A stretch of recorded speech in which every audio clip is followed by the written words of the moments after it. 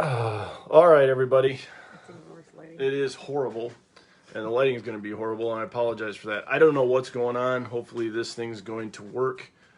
It's going to be a little bit trickier for me to, or us. Can you hear, Kels? Um, Hi, Amanda. Amanda, can you wave something? Give me a thumbs up that you can hear me okay?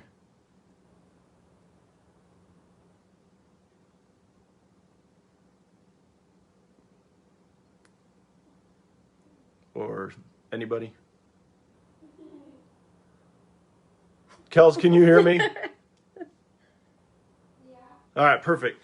So I don't know what's going on. We tried something different and thought that it was all good, and it just kept crashing. So I am really sorry. So we're just going to let this load back up. I appreciate the people that are on here.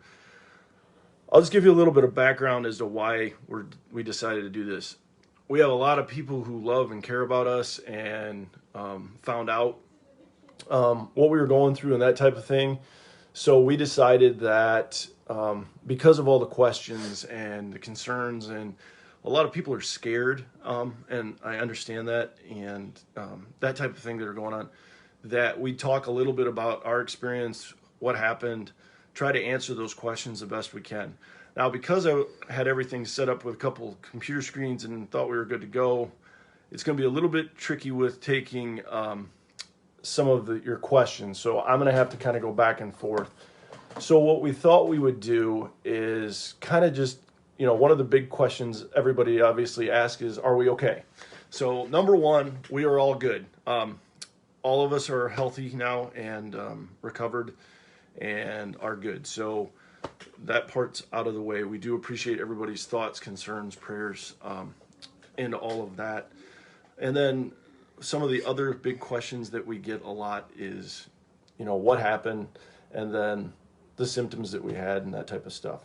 So I thought we would try to explain all of that best that I can. Steph will talk about her a little bit too. Just a couple of things, obviously we're not medical professionals. So I'll tell you what we did and some of those types of things that helped us, but everybody's different. The one thing that I want to really stress is that, like I said, I know a lot of people are scared, and we understand that. It was a little scary at a couple times because it's unknown, and part of the definition of COVID-19 is because it's novel, which means nobody has immunity to it. So symptoms could be nothing all the way to death for some people. And until you have it, no one really knows how the individual, yourself, is going to be affected. I mean, to give you an example, we've really been trying to protect our families. We haven't seen my in-laws or my mom in person for over 3 weeks. It's been probably 4 now. Just trying to make sure that they're protected too, just because you don't know. Having said that, a large majority of the population that the numbers are showing, will just have somewhere between mild to probably moderate symptoms.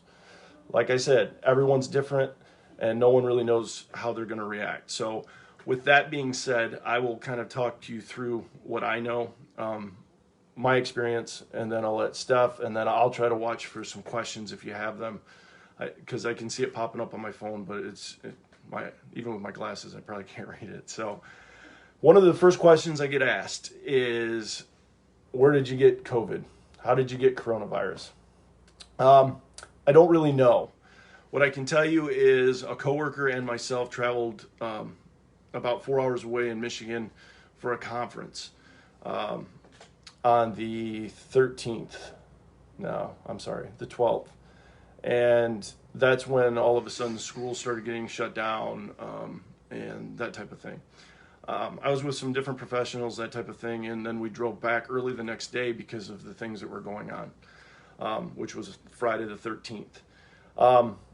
Basically, I was fine, nothing was up. Around Sunday the 15th, towards the evening, I started feeling just a little under the weather, I guess is the best way to describe it. And then Monday the 16th of March, I woke up and I was not feeling good. I don't want to say I was sick at that point, but I knew something was wrong. So I took my temperature and I had a fever of almost 102. Within a couple of hours, I started to get pretty severe chest pain, chest tightness. And the only way that I know how to describe to somebody is if you took a plus sign right on your sternum. And if people are familiar with Thor from the comics, Avengers, it was like Thor's hammer was sitting on my chest. I had dry cough, and then a headache, and then all of your flu symptoms. So I called my doctor because that's what you're supposed to do. Make sure you call ahead of time, especially if you have a fever. They wanted me to get checked for flu and strep. So I went to Sturgis Hospital. They did a great job. I left out, I called the health department also in between all of that to kind of coordinate everything. They sent me, I drove up, they did drive through, swabbed me for strep and flu. I came home. They called me about a half an hour later and said that those were negative and that they wanted to test me for COVID. So I went back, same thing, drove through. They swabbed me. So as the day progressed and I got into the night, the symptoms that I said that I had got significantly worse. Now, when I say that, when it came to if I say I had difficulty breathing, it's not that I had difficulty breathing when you think of somebody like in an emergency and that type of thing. It was just more, it was really, really tight. But the things for me that were the worst were I lost my sense of smell, taste, the pain, like I said, right on the center of my chest that kind of just pushed, and then the body aches, intense. So that, and then, as I said, all the other symptoms that you have with flu. For me, my fever died off and I kind of let it go on its own. I did take zinc, like Zicam, and a whole not a boatload, but and vitamin C. I drank a lot of water. I did leave off major fatigue. So as I'm doing all this and I have those symptoms, I'm coordinating with the health department. I did exactly what they said. I came home, I self-isolated in our bedroom, in our bathroom, for basically 3 days. So day 1 and day 2, so that would have been the 16th and 7th. Day 1 was technically the 15th, but I'm calling Monday the 16th my day 1 because that's when I started getting really ill. Those first 2 days, that Monday, Tuesday, those same symptoms stayed and basically just got a little bit worse at night, kind of came and went. But my fever dropped off on Tuesday the 17th.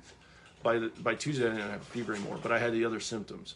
By Tuesday night into Wednesday, same thing, extreme body aches, extreme headaches, the pain in the chest, the tightness in the chest, and then all your other flu symptoms that you have.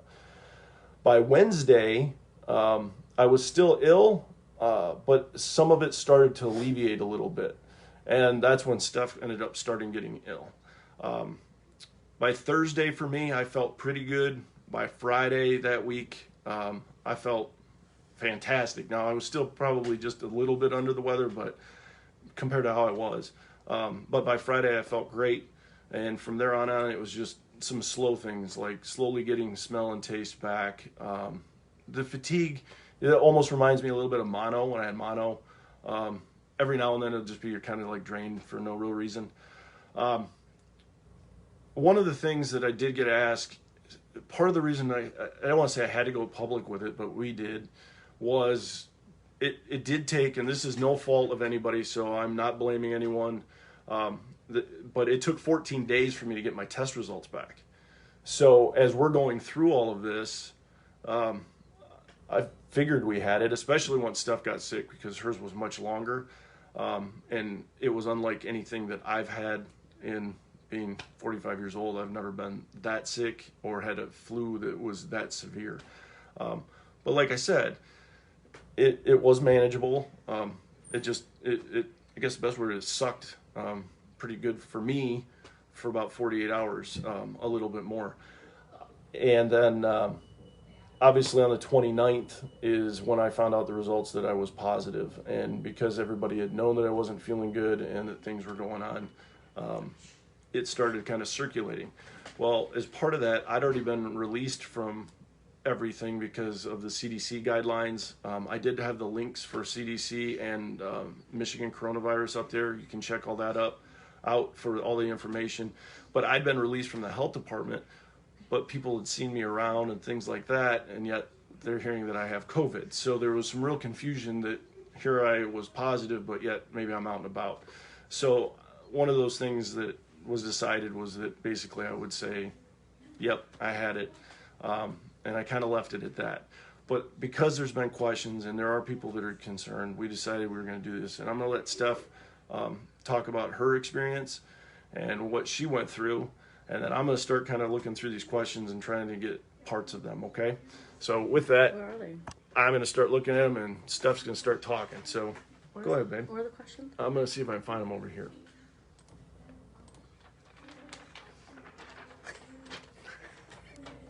I made myself a timeline so I can remember. So I started getting sick on Wednesday, and I kind of just felt blah and tired, and my fever started that night, which my fever only got to like 101. So I quarantined myself to my bedroom for about 3 days. So pretty much I had the same thing as him, the fatigue, fever, body, and the joint pain, which I can't describe. It was painful and just different. Never felt that before. So Friday I thought I was better, so I got up and I started doing stuff, and then that next morning it was worse. It was like a second wave hit me. That is when I started having a hard time breathing, not horribly, but like shortness of breath, tightness, like he said, and a cough, but I don't really cough even with like bronchitis and stuff like that either. So, and just different. Never felt that before. That's my fault. So what was I saying now? Thank you. So the cough. It was more like a sinus drainage cough, and then like there was nothing. Like it wasn't productive. So on the fifth day, I still had the fever, and at this point, I had a harder time breathing. Okay. So on the 6th, I needed fluid, and my pulse ox was pretty low. I had a really hard time catching my breath. So then they ended up giving me some fluids and Zithromax, and I don't know if that ended up working or not, but that's pretty much all they could do for me. So, because unfortunately with this virus, your body has to... I needed fluid, and my pulse ox was pretty low. It just pulls it up. I had a... Just keep talking. Sorry. This might work.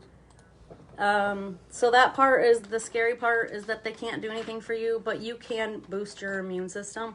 The one thing that I didn't do very well was drink water.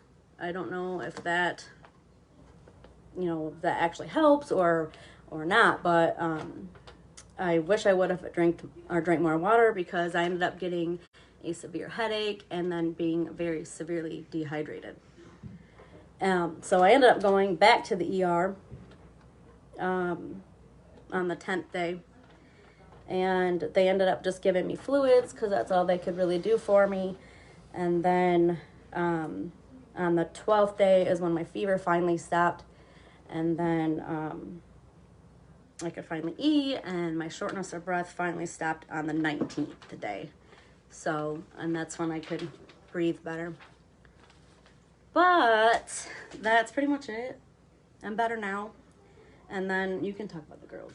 So the other question obviously we got asked was about the girls and, what happened with them. So during that first week, so that week of the 16th, St. Patty's Day, 17th, it was either Thursday or Friday that week, right when Steph was getting sick. And I think it was the day she started feeling a little bit better. A couple of them woke up, so they didn't feel good. It was sort of like they had a cold, flu. A couple of them had fever. Had a fever. But basically that was the same for all of them. It was just kind of like a quick cold flu. I don't feel good, mom, dad. They drink lots of fluids, rested a lot, and by the next day, it was more like kind of like they had a sinus infection, recovering from that type thing. Nothing really drastic or severe with them. Did you mention that? So Gracie and I still don't have any taste or smell. But Marley and Kelsey and Jeff have started getting theirs back, so hopefully we get ours back soon too. So as they're learning more, and obviously we've been doing a lot of research, just like I'm sure everybody else has, but you got to be really careful on your sources, where you're getting your information. One of the things we saw popping up when I was in my first day or so of being sick was that they were starting to say that some people were losing the sense of smell and taste, and that was a decent indicator. Still haven't seen any data to absolutely support that, but I can tell you that pretty much all of us had that. One of the questions I had is, did either of you take Tamiflu or any other antivirals? No. Like I said, the only thing that I took is I took Zicam, and I'm not promoting that brand. It just, that's what I had. It's basically zinc. It suggests when you get a cold or flu that you take one. It's like a gummy every 3 hours. So I did that, basically for 48 hours. And then, I took, vitamin C gummies, whatever recommended doses on those were, which we also gave the girls that stuff too. A lot of fluid, a lot of rest. Question I got, did all of us test positive or just me? So, that's a good question, and that's one that we've been asked a lot. They only tested me. I barely made the criteria, and I'm still not clear why I did, because when I got tested, they really weren't testing first responders necessarily, but it was because I think this is a thought. I don't know for 100%. I believe they tested me because they were worried, because I had traveled, and then the fact that with my job that I could spread it quite a bit. So anyway, they ended up then didn't test Steph because they're doing presumptive positives basically for her, and then most likely the girls. Definitely her, because their assumption was she had what I had. So hopefully that asks your question. And then does the health department plan to test me for antibodies? That's a great question too, because I asked the question when, you look at the data, and technically I'm recovered. I've been recovered.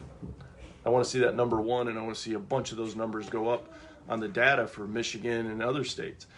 I think the issue is, and this is again a belief, not 100%, they're not really sure on how they're doing that yet, and I don't think they have the test. One way they absolutely could do it is they could test me to see if I still have it, which I don't, but then there's not enough tests, so they couldn't test the other people that needed it to find out if they did have it. So as far as I know, they're not doing any antibody tests yet. Somebody did suggest to me, and I think it was a great suggestion, we're going to look into to see if we can donate plasma, so that people can, because they're using some antibodies, I believe, for some treatments. So we're going to try to look into that this week and see if there's somewhere we can go to do that once Stephanie gets out of quarantine. That's a whole nother separate issue, which is a little bit strange on how that worked out. CDC guidelines, basically, I quote that a lot because that's what should be followed. But you need to coordinate anytime you think that you have this. You definitely need to coordinate it with your employer if you're working, but your doctor, the health department, and anyone else that's involved. And then whatever they tell you, that's basically what you're going to do. CDC guidelines basically say 3 days after a fever, without any antipyretics, so Tylenol, Motrin, any of that stuff, and after 7 days of the onset of symptoms, that you started feeling better. They don't have to be gone, but feeling better. But depending, they can do different things. Make sure you don't have a fever. So, or like the last day of critical is making sure that the fever's gone, I think, is one of the things. So anyway, one of the things that we did read and somebody turned us on to was the whole thing with donating plasma. So we're going to try to find that out. I got to ask, what worked, Tylenol or Advil?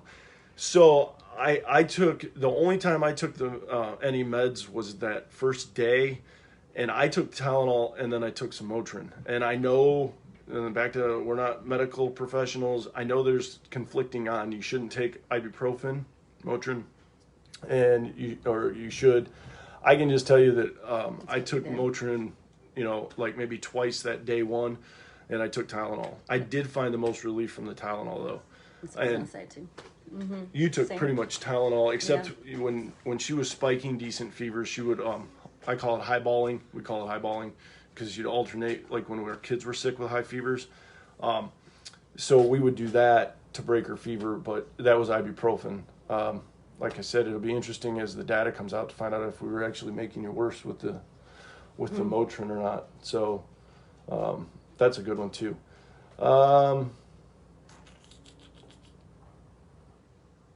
Okay, bioplasma is an Elkhart. Sweet. Is there any other questions that I missed? Sorry. So basically that's our story. I mean, that's what we went through. That's how we got from being fine to all of a sudden, surprise, you have COVID. It's kind of like, surprise, you're pregnant, I guess. I don't know. We're not, but it's one of those that it's kind of crazy. Didn't expect it. I know that there's a couple people that joked around that said I would get it, but I didn't think that I would. So that was it. But a couple things that I really want to reinforce. Bill asked me if beer helped. No, I don't know. There was nothing other than water going into my system those couple of days. I couldn't eat much. I may have had some Gatorade, but that was about it. So. Chris asked, did anybody Need to go to the hospital. So, Steph talked about it a little bit earlier. She did. She actually had to go twice. She had it for 12 days, and she got dehydrated really bad, and her pulse and her oxygen levels, saturation levels were a little bit low. So she went a couple of times. Basically got fluids and things like that. So Stephanie and kids included in the county numbers. That's a great question. I believe Stephanie will be, but she's not yet. And it's back to they're considering her a presumptive positive because I had it and because of her symptoms, everything else. I don't know what they're going to do about the kids because they were so light in the symptoms. But our assumption is they had it just because of the timing, incubation periods, you look at all that stuff, it all synced up. But like I said, we did follow everything from the health department, our doctor, and CDC. We even tried self-isolating in the house to try to keep other family members from getting it, but it still kind of happened. So a couple things that I just want to make sure, if you're talking to somebody else, just make sure that you're practicing good social distancing, washing your hands, which I shouldn't have to say that because everybody should be washing their hands. If you have access to something to cover your face, please don't suck up all the N95s and the decent surgical masks. Our medical professionals need them, and we have a shortage. If you're immunocompromised, something like that, then by all means. But everyone else, just maybe cover your face if you need to. That might be a good idea. But just keep that distance, and if you need to go out, go out. If you have to go to your job, go to your job. But we need to slow it down. It's one of those that I think the best thing that we can do is try to help each other out. Like I said early on, we've stayed away from my in-laws, Steph's parents, and my mom since 4 weeks ago. I haven't left the house in 4 weeks. That's true too. But because we're trying to keep that from spreading on. Do I have any idea where I contracted? No, I traveled in Michigan, and the assumption is based on the timing of when I got it that I could have picked it up from a gas station. Who knows? I don't have any idea. I forgot to mention the dryness in your sinuses, like the burning. So the only other thing, go ahead. They can hear you when you say that. Oh, sorry. I forgot to mention too, like this sensation I've never felt before was like your nose and your throat and your head. I don't know. It felt like my head was on, like it was burning, like a burning sensation.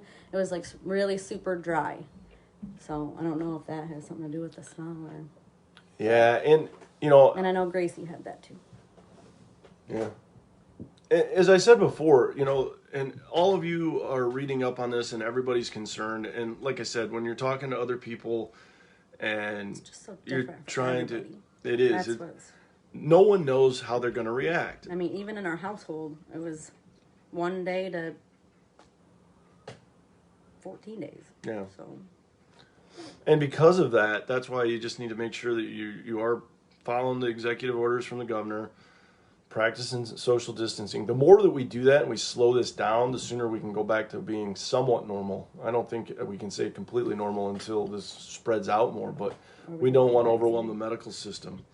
But we really need to make sure that we're doing that. And like I said, everyone is so much different because nobody has the antibodies. So there is no one can magically say, well, you know what, you're going to be mild, or you're not going to have any symptoms. And there's a lot of people. We're sure that there's a lot of people that have it and they probably don't have any symptoms. So when you run in the range of spectrum from infected with no symptoms to people sadly are dying, it's one of those that you really want to be careful. So like I said, I'll repeat it again. Make sure you're getting your information from good sites. CDC is a great site. Johns Hopkins has some good information. Michigan Coronavirus website has some good information on it. The health departments do. Just making sure I'm not missing any questions. Vitamins or supplements. So yeah, I'll just repeat one more time. I took some Zicam. It's basically like zinc. It's kind of a mix. It says on the bottle if there are gummies every 3 hours if you have a cold or flu. And I took vitamin C, a boatload of water. I whether or not that made a difference, I honestly can't tell you because Stephanie did the same thing and she had it a lot longer than I am. Longer than I did. So, it's just one of those things. Everyone's different, so we just need to be careful. We need to protect each other. Just boost your immune system. Yeah, stay healthy, and, we'll all get through this together. And, it's what we're dealt with right now, and it is different, but we have to look out for each other. Just like, we care about each other. We care about people in our communities, our neighbors, our friends, our family. And so you just need to be careful. And some of that just means some personal responsibility and things like that with, just following those guidelines. Do we have any vacation plans now that we've had it? Unfortunately, we had to cancel. We should be in Florida right now, just like everybody else. So I don't want everybody, there's no pity party there. Everybody had that same thing. We're talking about maybe doing a little something in a few weeks.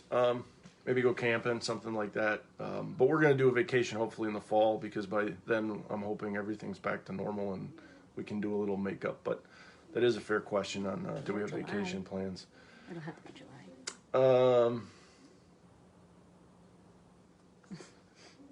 Yeah, so that's another one we get asked a lot too. Or a lot of us parents have kids that are seniors, and it's different for them too. So we need to look out for what they're going through too, and just explain to the kids. Like I said, with who we're going live with, it's pretty much everybody we know, family, friends. So it's not like I'm doing this for work. That it's people who don't know us and that type of thing. But have those conversations with your kids because if you're concerned and you're freaking out about this, they're going to do that too. And like I said, read up on those different sites that are reputable. Never trust, I don't want to just say Facebook, but I see a lot of stuff that pops up that, it's just there's no science behind it or the data's not there yet. So just pay attention to the good sites and go from there. How are city officers doing seeing they're out in the public? So police and fire, they are doing all right. We've had a couple that have been either ill or whatever, but don't think that they had COVID. But so far they're doing okay. Do we have enough PPE? So far we're doing all right. I'll credit that to my 2 deputy chiefs. I'm not going to give myself any credit, but we really tried to get ahead of it a little bit and order, and I don't want to say stock up. But then we found ourselves similar to everyone else where we're a little bit behind. So, but we've been really blessed in getting some supplies that we needed, whether it was United Way. Jamie Lego, PKG Inc. has been great. He's out there hounding his suppliers and everything else to get us supplies. So right now we're doing good on PPE. That's personal protective equipment for those that don't know what that means. But happily we'll put something out on my work pages if we have that need. So, but I appreciate that question. Besides that, I think we've answered about everything. If you joined late, you can always watch the video. I think it should be up. I apologize for how this went out of the gate. Of course, best laid plans. Had everything ready so that I could read questions on one screen and it'd be live on the other, and it just completely tanked. So every time. So we do appreciate everybody's, like I said, love, support, prayers, reaching out, everything else. But just know we are well, we are great, we are recovered. A few are still technically quarantined, so I'm the one that has to do all the leaving the house for the essential stuff. So yeah, it's a little crazy, but other than that, we are good. And we do appreciate the questions. It's one of those that we were getting so overloaded, and completely understood. We would be doing the same thing, concerned about our families and everything else if we knew somebody who, we personally knew, we weren't hearing stories about, and that could tell us a little bit about what they went through. But as I've said many times, and I've stressed over and over again, no one really knows what they're going to experience because we don't have antibodies for this until we get it. And as Steph mentioned, it was drastic. I mean, me a couple days really bad, and her 12 to 14 basically, kids a day. So anyway, take care of each other. Be kind, and pay attention to what CDC, the feds, and the state is kicking out. Follow those guidelines. Do FaceTime with your parents or grandparents, the elderly, whoever you've got. Keep them involved. But it's tempting. I mean, it's tempting. You want to go see them and they want to come see you, but you don't know. So just take care of each other. We'll all get through this.